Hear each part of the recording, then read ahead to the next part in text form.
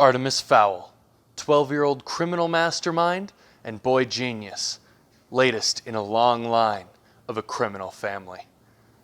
With the aid of his bodyguard, Butler, they seek to extort fairy kind out of a ton of gold by kidnapping an elf captain, Holly Short. After an ensuing battle where the fairies time stop the entire manor, Artemis begins to develop a conscience and gives half of his hard-earned ransom gold in exchange to heal his ailing mother, who is driven mad with grief after finding out that her husband may be dead. Well, Artemis gets his gold and his mother, and Holly goes home. But they're now bonded by the trauma of the situation and go on to star in 7 more books together. Now, they recently made a film adaptation, they being Disney. And,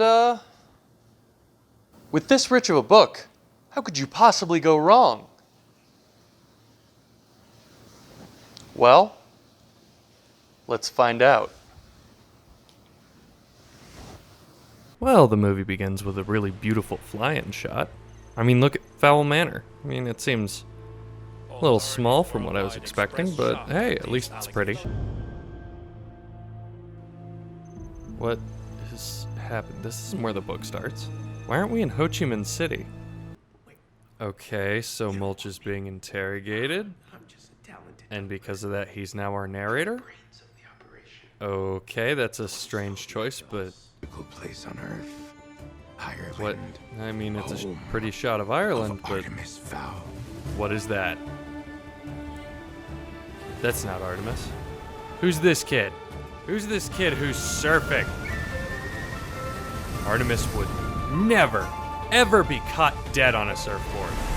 Now he's running? Okay, I've immediately lost faith in this movie. Let's hop on for this, train ride. Dear mother, of course, who was a wonderful woman, in my opinion, and taken from us far too soon. Far too soon? But What? who sadly had absolutely Are you telling me Angeline Fowl is dead? She's so integral to Artemis's motivations, though. And that means they destroyed any chance of ever having a sequel. This movie's a train wreck. Okay, not only is Artemis in casual clothes, but he's on a hoverboard? What even is that? It was being at home with his dad.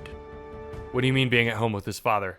His father should have crashed in a ship in the Arctic. Artemis Fowl Sr., you get back in your boat crash. What do you mean he never arrived? Oh, oops. Sorry, Artemis. Oh, wait, is that Butler? Oh, I'm so excited to see Butler. He's such a cool character. Artemis's big, huge bodyguard, who makes it a point to never reveal his first name to Artemis. Well, until the 3rd book. Domovoy Butler, and under no circumstances were you to ever call him the Butler. You could call him Dom or Domovoy. I can't believe it. They said Butler's name, and they said not to call him Butler. Everything is terrible. You weren't supposed to see this yet. He doesn't even know about the criminal activity. Artemis, you should have been running this by now. This should be your office. Who's Beechwood? They know we have the Aculos. And what's an Aculos? That's not in the book. Hey, Haven's pretty dope. Oh, hey, it's Holly. We get to meet another important character. Mulch too. Why is he so big? I am a giant dwarf. Giant dwarf. He's a giant dwarf. That's why he's so big. He's a giant dwarf. No. I don't know why Briar Cudgeon is in a prison cell already, but... Oh, hey, it's Hooded Fairy Person. Only now you work for me. He works for her. Oh, no. That's Opal Kaboy. She's not even supposed to be in this book. Holly helps take down a troll, which is mostly accurate to the book, and then runs off to find evidence of her father, I guess? But she goes exactly to the tree that Artemis has set up at. Artemis now has Holly imprisoned, and she doesn't look happy. Not happy. Artemis wanted the Aculus to save his father's life. And at last his master plan was starting to fall into place. Oh, thank you, Mulch, for telling us exactly what's going on. I mean, could have shown us instead, but, you know, narrator's cool too, I guess. Not at all. So the fairies have dropped the time freeze, which is pretty accurate, and now here they are to deal with Artemis. Oh my god. He looks like Artemis Fowl! He put on the suit! This fight scene makes no sense. Artemis shouldn't be fighting at all. Kid couldn't hit the broadside of a barn with a rocket launcher. Opal Cowboy continues to talk to Artemis Fowl Sr., these two characters who have never ever met. And her motivations are, as you might have guessed, quite skewed from the book. You fowls have been giving us trouble for centuries. No, they haven't, and stop pretending they have been. Ooh boy, now they're bringing in Mulch. Can't wait to see exactly how they handle his tunneling.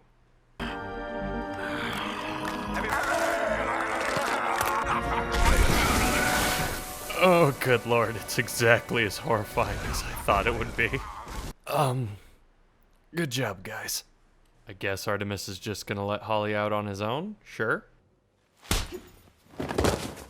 Now you can trust me. That was the most satisfying punch I have ever seen. Mulch keeps making his way into the safe. Oh, I'm really glad they used the dwarven hairs as lockpicks. I didn't think they'd actually do it. Wow, how is Mulch the one thing they got right in this movie? Okay, here we are. That's our glorious MacGuffin. The Aculos. Oh, look, the time stops breaking down, and it's eating people? Okay. Alright. Cudgeon still does his takeover and drops in the troll. Alright, we're getting back on track. Maybe this movie can be saved yet. I don't believe the own words coming out of my mouth, but here's hoping. All magic in the house is now jammed. Jamming magic isn't a thing you can do. Stop lying and apologize to Ian Culfer.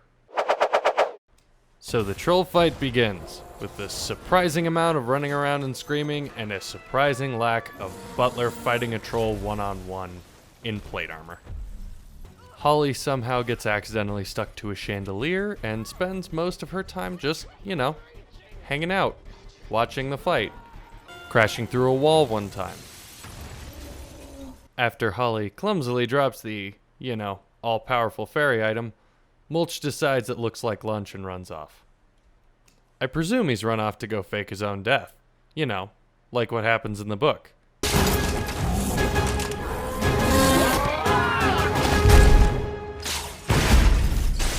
Oh man, it is not a good time to watch Butler get smashed by that troll. For having just been smashed by a troll, and that troll subsequently getting smashed by a chandelier, Butler really doesn't look that bad. But it's too bad anyway that Holly's magic is blocked. She can't save Butler's life, whatever will they do. I'll block magic! Look out! Ah, alright. Well, this whole scene is just really uncomfortable now. Oh, hey, look, Mulch is back. Oh, that's gross.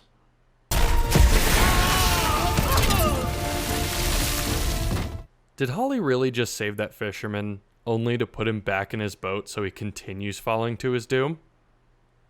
Alright, that's genius. Now Holly's working with the crew so she can use the Aculos to rescue Artemis Sr. from Opal Cowboy.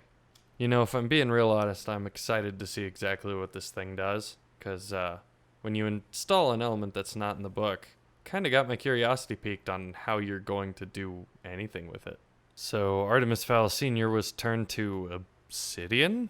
I don't know how they're going to save him now. Oh, the Aculos exploded. Okay. And he's back. He's just like that? He's just back? Oh. Alright. You know what? I've dealt with enough from this movie. I'll accept it. Sure. Fine. He's just back like that.